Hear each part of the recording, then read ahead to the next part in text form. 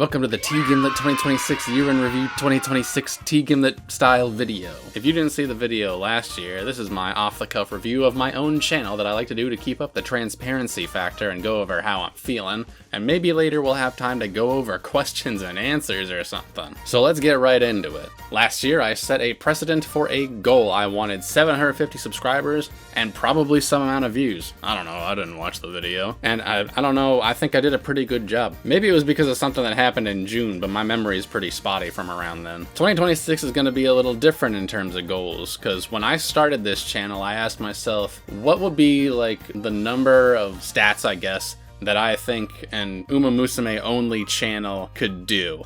And the answer that I really came to was 10,000 subscribers. Now obviously there are other people out there who have gone above that mark doing only Uma Musume videos, but that number means a lot to me just because that was at the onset of the channel's, I guess, idea that I think that I would be satisfied with this as a project kind of thing. Does that mean that anything is going to change after I hit 10,000 subscribers? Probably not, but I think this is more than possible to achieve this year, especially starting from where I am and looking at the rates at which I get subscribers. So that's really only what I want to focus on. I have some other stuff that I'd like to focus on throughout the year, but I'm going to go over that throughout this video. The other real goal that I had from this last year was I wanted to be consistent with my uploads. I wanted to do one video every 2 weeks because I have a life, apparently, and I achieved it.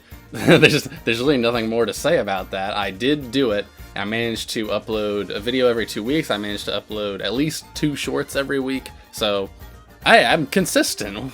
What do you know? I'm usually not. So let's go over what I liked and what I didn't really like over the past year of what I did, because I can be harsh on myself. I often am. So starting with the things that I liked, we'll go with the real world analysis videos. This is stuff like the recently published Aguri Cap rule or the double crown winners of Uma Musume, stuff like that.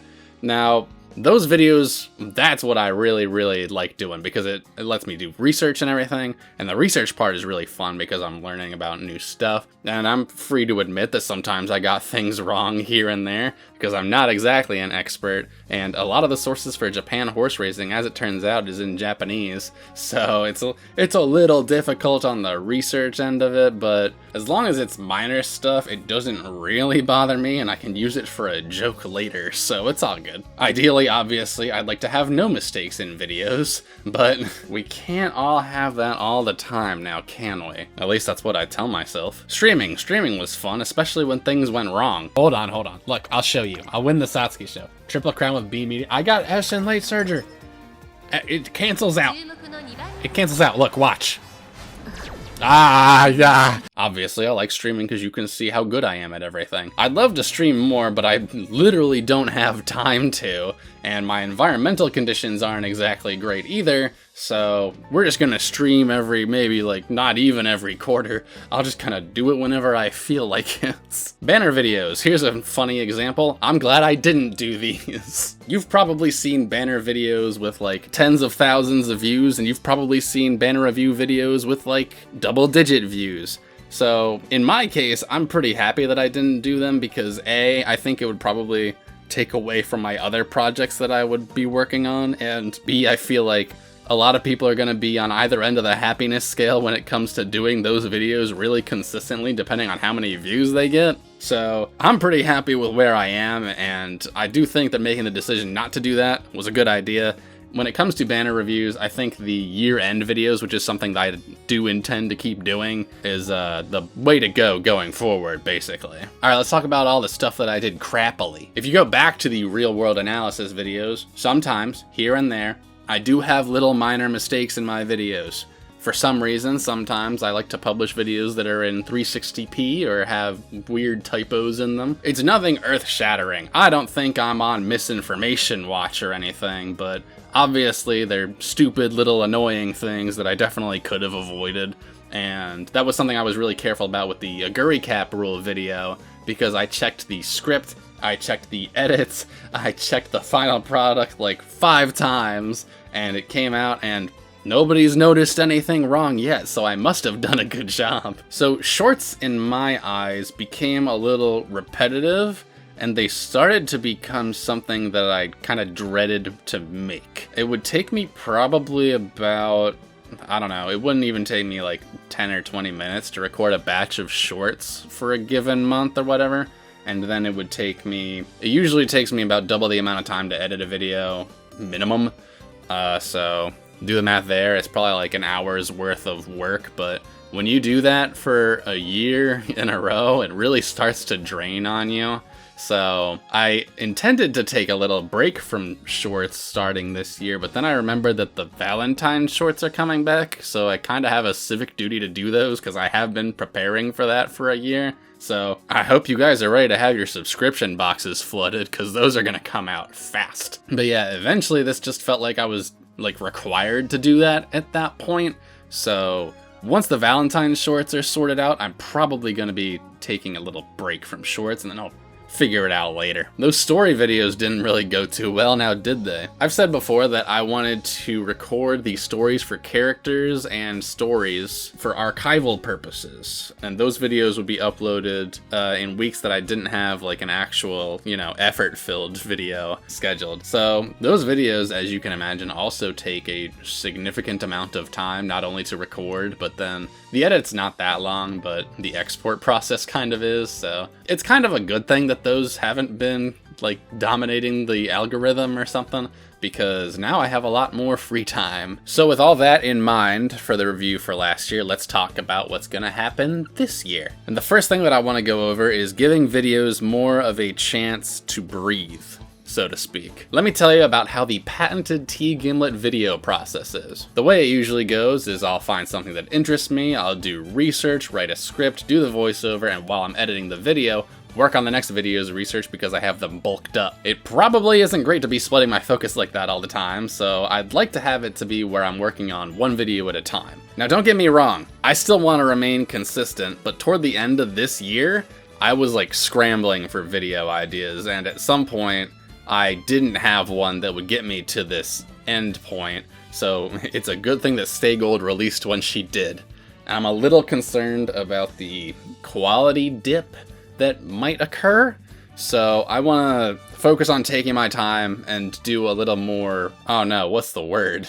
Like quality review? Something like that. Now that's not also to say that I'm out of ideas, but I do have significantly more videos that are more in-depth than my previous videos, if you can even believe that. So since I anticipate that those will take more time to research, edit, etc., I have decided to make a change to my uploading schedule. So the change will be there will be no schedule. Now don't get me wrong, I'd love to keep doing 2 videos a month, but what might work the easiest is whenever I have a video ready and I'm happy with it, I'll publish it. This way people aren't waiting 2 weeks for videos like scenarios or Stay Gold pull videos. That being said, I still want to upload frequently, but I can't tell you definitively what that's gonna look like because I do want to take my time. And I also want to emphasize that the process is not changing significantly. I'm still gonna put the same amount of effort into videos that I would if I was trying to get them out. It just happens that the videos that I've been doing for the past year have been shorter than what I plan to do this year. So basically the workload for me is remaining pretty much the same. It's just the videos are gonna take a little bit more time. So that's really what I want to kind of do that change for, so that I can get more in-depth videos out, basically, and I can cover everything that I want to. Now naturally, if a new scenario or something like that drops, I'll temporarily shift my focus to that. So for example, the Breeders' Cup guide will probably enter the rotation as soon as I play it enough and more information is available about it. And of course the Almond Eye video, which will definitely be out next week or something, will be done as soon as I can edit it, basically. I'm kind of leaning towards keeping Saturday uploads, but we'll see. I'm not really sure. The other good thing about this is hopefully it'll keep me from burning out, because when that happens, I burn out really hard. But I still intend to make regular community posts like every week with updates on what I'm doing and how far along videos are. In terms of the types of videos, earlier this year I said I wanted to try and slow things down and see if I liked the analytical changes, and I did. So at least for a little while longer, I'm gonna keep doing that. And if it turns out that I still like it, then that might be a permanent thing. And obviously that makes the algorithm like me a little more, and who doesn't want to be liked by the algorithm? You're probably going to notice more real-life counterpart videos than actual guides. Not that I'm abandoning that concept. If I can think of something to do for a guide or 100 polls or something that I think is funny, then that's what I'm gonna do. Speaking of 100 polls, I've got no idea who it's gonna be after Almond Eye, but when I see a character I like, I'm gonna advertise it. Honestly, the real life analysis videos have been the most fun videos for me to make, so that's why I am putting more of an emphasis on those this year. But like I said, guides will come as long as people are asking for them. One of the videos I'm actually working on right now is basically the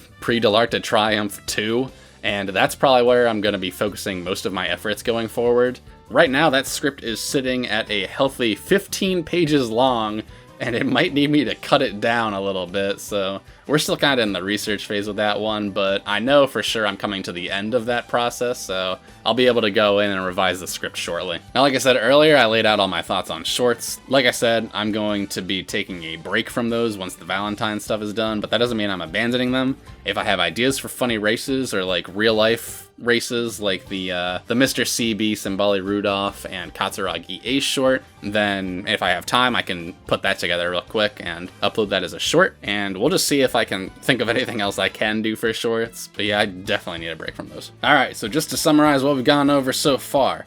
In 2025, I've proven I can be consistent with the limited time that I have to work on YouTube videos overall, thanks to my being a person. So this year, I want to make videos that impress myself, since I'm my own biggest critic. In terms of the videos I've been the most proud of, what comes to mind first are the Pre-Delarta Triumph video, the Aguri Cap Rule, the Double Crown, and I really like the Stay Gold Pulls video because I think that might be the best one that doesn't include a twin turbo invasion. Now's about the point where I shout out the channel members who don't need to do what they're doing, but I remain eternally grateful for them because, and I don't think they realize this, they do keep me afloat more often than I think they may realize. And speaking of channel members, I don't feel like I do enough for them really. So what I've done starting this past month is I've decided to start offering sneak previews to videos with out of context images, mostly because I think it's funny to show them off. Now I'm allowed to say it in this video. If you want to support the channel, please continue to watch, like, subscribe, watch my videos on loop for 24-hour periods, you know, all that stuff. And if you want to support me directly, which you don't have to do, then channel memberships are the best way to do that. Alright, that's all the stuff that nobody cares about out of the way, so let's see what you guys really want to know. Snow asks if I've ever played Xenoblade Chronicles. Hell yeah, I have. I've played all of them, as a matter of fact. I think Xenoblade Chronicles 3 might be a top 3 Switch game for me, and I've had a great time with every title that didn't have gacha elements in it, if you can believe it. My Weiss has got a few questions here. Has the game encouraged you to watch horse racing as a sport physically? I did watch the Kentucky Derby last year, and I feel like I could do probably a lot better with actually keeping up with the sport. Maybe I'll try watching the Japanese G1s, I don't know. Would you buy the keychain made of broken fences and Gimlet's hair if you could? Funny enough, Cluedo, Uma, and Big Meal actually both reached out to me and told me if I didn't buy the amulet, then I was a fool, so yeah, I did buy one. Will you have a video where you pull more than 100 times, because I've never seen that before? Hey, I already did one of those. All the rest of them are totally legitimate and should be watched to be believed. Both Sarah Novus and Ao's Not There asked me if I have any goals for the upcoming year. So like I said earlier, the only thing that I'm really focusing on is 10,000 subscribers. That's like the be-all end-all.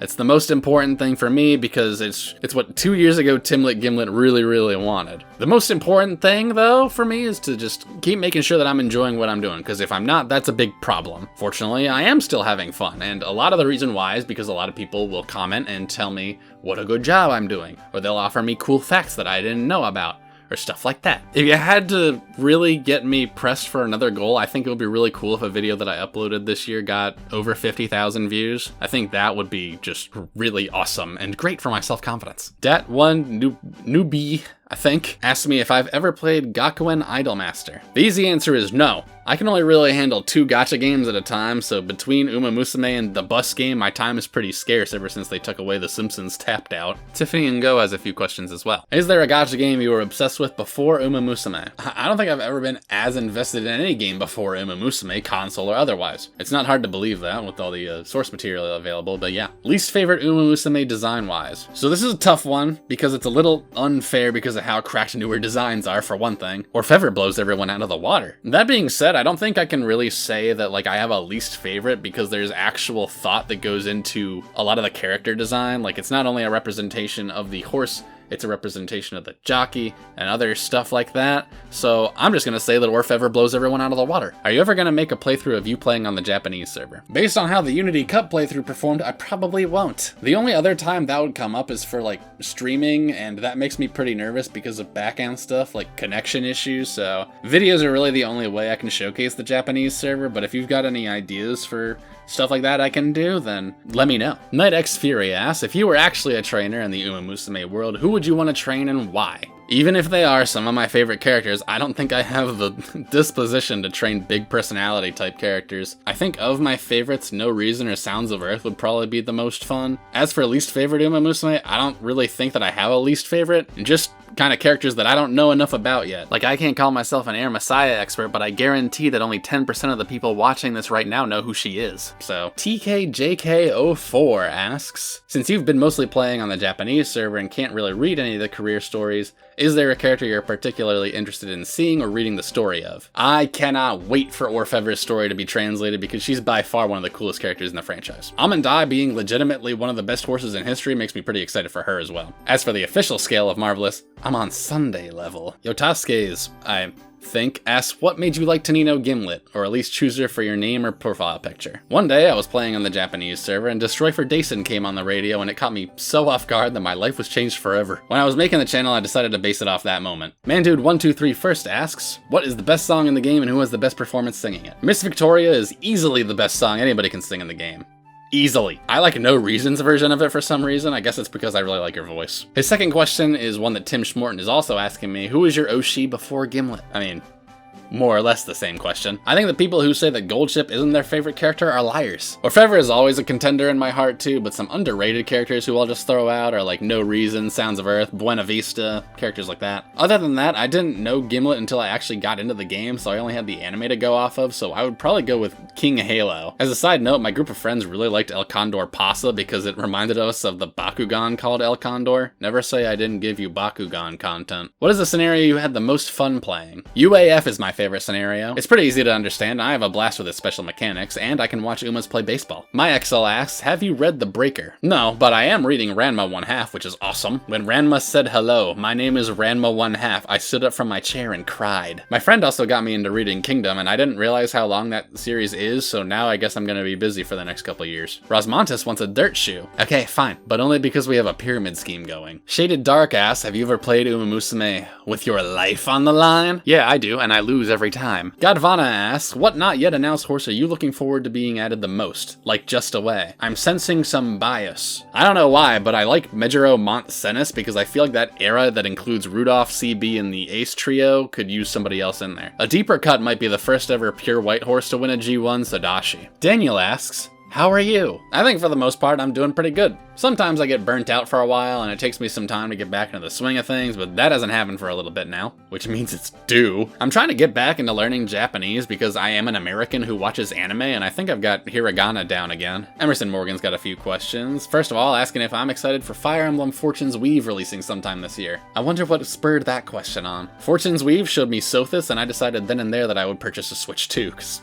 Fire Emblem Three Houses is also in my top 3. The second question is one that is shared by DeChapo. What made you get into the franchise? I've told this story before, but I pretty much got into Uma Musume by tricking my friend that we were gonna watch a different anime and started Uma Musume instead. And that single decision led to a life-altering path somehow. This is the same friend who got me into Kingdom, so I think it works out. We'll come back to Emerson, but DeChapo also had another question as to why I wanted to make guides. And that's because all the guides that I could find were text-based, and I'm more of a visual learner, so I thought I could do some good. At the end of the day, you could call this channel an education channel, which really frightens me. Emerson's final question was, Colonel Golshi when Cygames? That was hard to say. I think we'll get Colonel Golshi right after King McQueen. Haha. Vilius asks why I like TGimlet. What can I say? She's got mad charisma and is a marketable plushie. Weird that she doesn't have any marketable figures, but that should change around February of next year, surely. The Horseman of Anapocalypse asks what Uma I relate to in terms of story or personality. Nice nature might be the answer here, and I don't think that necessarily reflects very well on how I think about myself. Fisherman asks, when is Current Bouquet coming out? I hope soon, because I really like her design. She might be up for a 100 pulls video, to be honest. Just looking at that racing outfit, that must be a pain to draw. Georgie asks, what's your favorite support card and why? I've got on record saying that the Yainu Miteki SSR card art goes so hard that it blows all other support cards out of the water. The Umayuru Tanino Gimlet card introduced me to the diabolical natures of both Gimlet and Tachyon, so I kinda hold that one close as well. Alpha asks, will you get an Almond Eye in 100 pulls and finally achieve inner peace? Man, I hope so, because at this point Fraud Watch might be out to get me. Sometimes I think about changing the name of that series, but I actually think it's funnier to keep it as is. Ricardo Martin asks, are free-to-play players in gacha games considered gambling addicts even if they haven't put any money in the game? Alright, we're getting hit with philosophical questions now. I think there's some degree to it that's probably unhealthy even if you're free to play. Honestly, if you were doing like roulette or something with fake currency that you got on a daily basis, that could probably lead you down a bad road. So at the very least, I'm not sure you can call them a gambling addict, but it's probably something that people should keep in the back of their minds to be careful about. Macross Hero asks, do you have any soundtrack from the game that's your favorite? I don't know if I have a favorite soundtrack, but there is this little known song that I don't think I've ever played in videos before. Any song in the Ark scenario is also really good. Elisa Falcini has 3 separate comments with questions. That's commitment. What is your opinion on fences? How am I supposed to get where I'm going if there's a fence there? They deserve to be destroyed. What's your favorite skill in the game? My favorite skill is #WannaGetCurrent because that's the funniest skill name of all time. How do you feel about the fact that Cure Idol and Gimlet have the same VA? Well, I don't know who that is, so let me go check. I don't know why, but that makes sense. Blast Nation Unite asks, what's your favorite Fire Emblem game, your favorite character in your chosen game, and why? Which of them have you played? Have you ever thought about doing videos on Fire Emblem? Where do these questions come from? My favorite Fire Emblem game is Three Houses, and I like Constance because she has funny dialogue. I know, I have high standards. I've played every game past Path of Radiance, but I do own the GBA one, so I might play Sacred Stones next. Videos on Fire Emblem would be interesting to do. I don't know if there would be a huge audience for it, but it's something that's possible. If people want to see Fire Emblem videos, please, everybody, let me know. Go post a Constance quote.